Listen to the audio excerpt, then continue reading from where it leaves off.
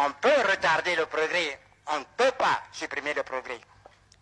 Nous avons la certitude que dans 20 ans, 30 ans, 40 ans, au plus, qu'est-ce 40 ans dans la vie des peuples quand le monde compte des milliards d'années d'existence?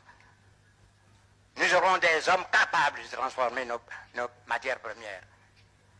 Quand nous aurons à discuter en ce temps-là, quand ils auront à discuter en ce temps-là du coût de l'acier, non pas de minerai de fer, bien alors, il y aura un langage qui sera compris, le langage de l'intérêt commun. Il va de la survie de l'Europe et de la vie de l'Afrique. Il y a une nuance. Je continue à me battre pour faire comprendre à nos partenaires européens que la lutte finale, si lutte doit être finale, ce ne serait pas avec des fusées. Ce serait sur le plan essentiellement économique. Et l'Europe n'a pas de matières premières. Les Américains en ont, mais pas en quantité suffisante pour en céder à leurs frères et leurs alliés européens. L'Asie, la question n'intéresse pas, je ne vais pas rentrer dans certains secrets, dans certaines confidences.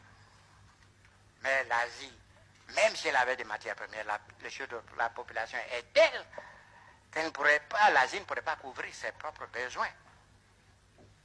L'Amérique latine, c'est la situation qui prévaut depuis des siècles dans cette partie de l'Amérique.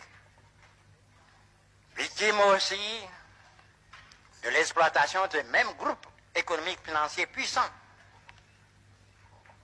ne peuvent venir au secours de l'Europe sur le plan des matières premières.